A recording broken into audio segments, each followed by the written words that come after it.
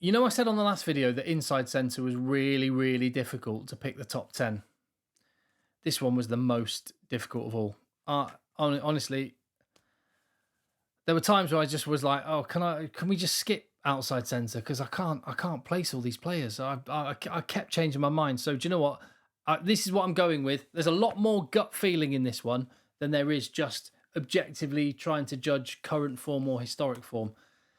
And this, I think that reflects the fact that outside centre is one of the most difficult positions to play on a rugby field. Defensively, it's massively important for a team. You've got to have brilliant rugby intelligence, and it makes it really, really hard. So, yeah, I'm sort of nervously giving you this top 10 because there's going to be someone I've missed, or there's going to be someone you disagree with. But that's what it's all about, isn't it? We're just throwing ideas around here, and do that in the comments, and hit like and subscribe on the video. My number 10 is Joe Marchant, an Englishman. Heaven forbid. I think he's been one of the bright sparks of an otherwise dreadful England team in the last few months.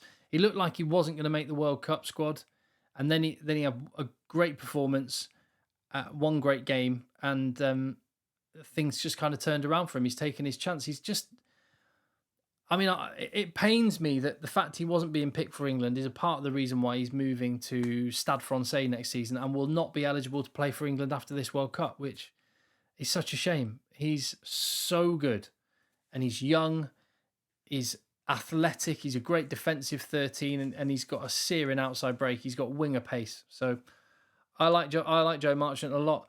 IGNACIO BREX, a very different type of player to Joe Marchant. He's a 13 that loves to bosh, and he does that brilliantly for Italy. And I just wanted to reward that by putting him in the top 10. A big, big figure in that Italian midfield. And a lovely balance with Menoncello, who's unfortunately injured. But Brex will be doing his thing with probably Marisi, isn't it? Jesse KRIEL at number 8. There you go. Well done, Jesse KRIEL, for getting back in, for answering the critics as well. I wasn't sure he was going to be able to fill the void of LUKHANYO. Obviously, Kanan Moody may well have something to say about that and may end up with the South Africa 13 shirt. And by the way, just to, spoiler alert, Kanan Moody is not in this top 10. It's just so early. He's clearly a world-class talent in the making, is Kanan Moody. But I can't justify. It's like the same with Cam Roygaard. I couldn't justify putting him in the top 10 when Cam Roygaard's played one test, basically.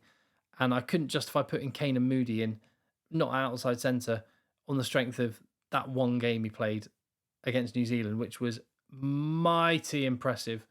So Jesse KRIEL gets the spot. Hugh Jones at number 7. He sort of looked great, dip in form. He's back. He's back to where we know Hugh Jones can be. A real attacking weapon and big physical presence in the midfield, which Scotland are going to need against South Africa. So they'll be happy to have him there. The Fijian captain, NAYACALEVU. Hold on. NAYACALEVU. There we go. Got it the right way around in the end. Real experience. Very important figure for Fiji. What is he now? 33 years of age. And he's just really, really good. Massive. 6'4" and over 100 kgs, 110 kgs. And he can move. And he's got skills and goose steps and offloads like Fijians tend to. He was brilliant against England when they won at Twickenham. He'll be hoping to do the same against Wales this weekend and for Fiji through the World Cup. Number 5, UJ Ulapano Jr. SEUTENI, who is playing for Samoa. He's only had 12 caps for Samoa. That's partly because he plays in France and the opportunity to play for Samoa is restricted. Plays for La Rochelle now, and he has been absolutely brilliant this year. And Samoa have got an absolute gem in their midfield. When you think of the players they're getting in, Lima Sopawanga has come back, a genuinely good player at 10, Leah Leofano, and there are others as well, Stephen Luatua. Samoa have got a really good team, and in Paul D, they could cause an upset. And if they do, I mean, I'd take this guy in the England midfield straight away, where he's going to be lining up against England in that last pool game in what could be an opportunity for Samoa to get to a quarterfinal, and at the expense of England. We'll see. He's at number 5. At number 4, REIKO IOANE, who I think has really started to bed in to to outside centre. He's looked really good. Took a while, and New Zealand persevered with it, and I think it's really paid off. The partnership, particularly with Barrett and Ioane. And Ioane, man, how long's he been around? Still only 26 years of age. He's got loads of years left in him, and he's on what, 60-odd New Zealand caps. He's an absolutely world-class talent, and I think we're starting to see that world-class ability at outside centre. Hence, he's number 4. GAEL FICKOU is just class. Another player, much like REIKO Ioane, who has been around for so long. He's not even 30 yet, GAEL FICKOU, 29 years of age. He feels like he's been around forever, and a big unit. Big player. He's about 16 stone, sorry, about over 100 kgs. I've had the comments saying, please use metric. Who uses stones and pounds anymore? Weirdly, in England, in the UK, we do. We talk about stones and pounds, but I'll flip to kilos just to keep everyone happy. Don't worry about that. I listen to the comments.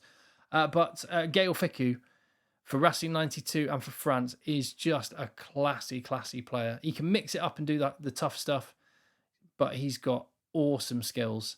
And whether he's playing on the wing, whether he's playing inside centre, outside centre, he's absolutely brilliant. I'd have him in my team. I'd have him in my squad in a heartbeat. LUKHANYO, again, unavailable for the World Cup, which is such a shame. And not quite been playing at his best because of injuries. But he's got so much credit in the bank that even though he's dropped from the top spot, I didn't want to drop him too far because he's a brilliant player. And get well soon. But number 1 is Garry Ringrose, who I think is probably Ireland's most important player. He's the one player they cannot really replace. I mean, you can put Robbie Henshaw to outside centre and he'll do a good job, but there's something about Garry Ringrose when he's in the team, when he's playing, it just makes everything else work. Their attack seems to fizz when he's there. The defence always seems on point. He just very quietly, in a workmanlike way, just goes about his job of being incredible at pretty much everything. Garry Ringrose, I think, is a deserved number 1. Tell me what you think and about the rest of the list. There's been quite a few changes from the last time I did it. And I found that really difficult to do. So tell me what you think. How did I get on? Let me know. See you on the next one. Only 2 more to go in these player power rankings as the World Cup gets ever closer.